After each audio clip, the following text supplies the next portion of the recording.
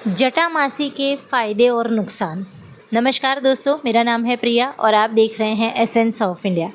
मैंने इससे पहले की वीडियो में जटामासी के कुछ फ़ायदों के बारे में बात की थी और उसकी कैसे आप उसका उपयोग कर सकते हैं, किन किन तकलीफ़ों में, वो सब बताया था। उसी सीरीज़ को आगे बढ़ाते हुए आज इस पार्ट में हम बाकी के फ़ायदों के बारे में जानेंगे कि और कौन कौन सी तकलीफ़ों में आप जटामासी का इस्तेमाल कर सकते हैं। चैनल पर अगर पहली बार आए हैं तो सब्सक्राइब करके बेल आइकन ज़रूर दबाएं और ऑल सेलेक्ट करें ताकि आप तक सारे लेटेस्ट वीडियो पहुंचे सबसे पहले, और ये बिल्कुल फ्री है। और हाँ, इसका पहला पार्ट देखना ना भूलें क्योंकि उसमें मैंने काफ़ी अच्छी जानकारी दी है जटामासी के फ़ायदों के बारे में और किन किन तकलीफ़ों में आप इसका इस्तेमाल किस तरीके से कर सकते हैं उसके बारे में। तो चलिए वीडियो शुरू करते हैं, आगे बढ़ते हैं। आज हम उसके फ़ायदों को ही कंटिन्यू करेंगे। यहाँ पर सबसे पहला है मासिक धर्म के लिए 20 ग्राम जटामासी, 10 ग्राम जीरा, 5 ग्राम काली मिर्च मिलाकर चूर्ण बनाएं। एक एक चम्मच की मात्रा में दिन में 3 बार सेवन करने से मासिक धर्म की जो भी तकलीफ़ें हैं उन सभी में फ़ायदा होगा।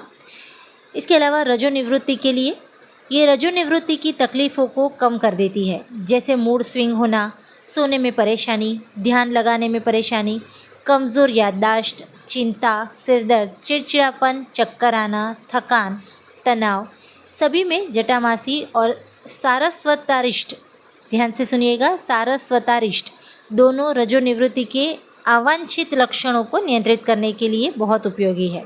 इसके अलावा शतावरी भी जटामासी के साथ प्रयोग कर सकते हैं। बालों के लिए भी जटामासी काफ़ी फ़ायदेमंद है। रात में जटामासी का 1 पाव चूर्ण थोड़े से पानी में भिगो दें और सुबह मंद आंच पर पकाएं। 4 भाग शेष रहने पर छानकर उसमें 1 पाव तिल का तेल और 5 तोला जटामासी की चटनी मिलाकर दोबारा पकाएं।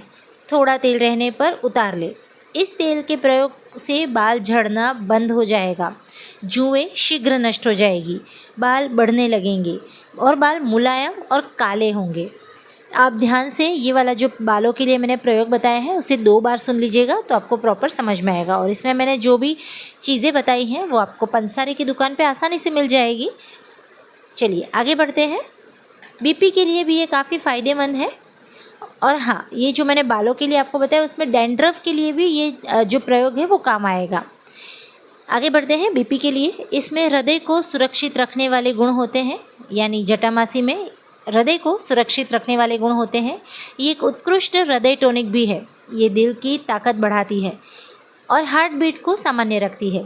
ये लिपिड चयापचय को बरकरार रखती है। आयुर्वेद में जटामासी को रक्त परिसंचरण में सुधार, बीपी को सामान्य करने के लिए जानी जाती है। इसका मुख्य प्रभाव रक्त परिभ्रमण पर पड़ता है। दोनों स्थितियों में हाई बीपी और लो बीपी में ये काम करती है।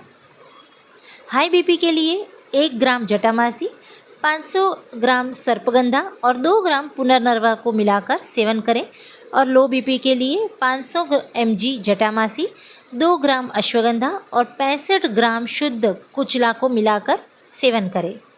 इसके अलावा पेट दर्द के लिए भी काफ़ी फ़ायदेमंद है जटामासी। जटामासी में हल्का वातहर और मजबूत एंटीस्पेज्माटिक गुण होते हैं जो गैस और पेट दर्द को कम करने में मदद करते हैं। जटामासी और मिश्री समान मात्रा में लेकर उसका 1/4 भाग में सौंफ, सूंठ और दालचीनी मिलाकर चूर्ण बनाएं। दिन में 2 बार 4 से 5 ग्राम की मात्रा में रोज़ाना सेवन करें। चलिए अब जानते हैं जटामासी के कुछ अन्य छोटे फ़ायदों के बारे में। पहला, जटामासी के बारीक चूर्ण से मालिश करने से ज़्यादा पसीना आना कम हो जाता है। दूसरा है, जटामासी चूर्ण को वच चूर्ण और काले नमक के साथ मिलाकर दिन में 3 बार नियमित सेवन से हिस्टीरिया, मिर्गी, पागलपन जैसी बीमारियों में राहत मिलती है।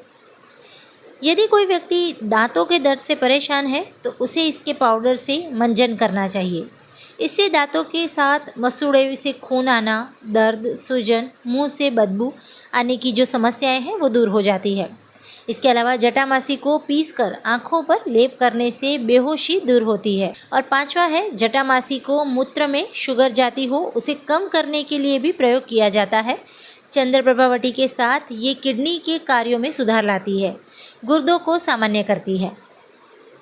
तो ये थी जानकारी जटामासी के फ़ायदों के बारे में। इसके बहुत सारे अनगिनत फ़ायदे हैं, लेकिन मैंने मेजॉरिटी जो तकलीफ़ें लोगों को होती है उसी को कवर किया है। आई होप आज का ये वीडियो आपको पसंद आया होगा। पसंद आया हो तो लाइक, शेयर और कमेंट्स करना ना भूलें। मिलते हैं ऐसी कुछ नई जानकारियों के साथ, तब तक के लिए नमस्कार।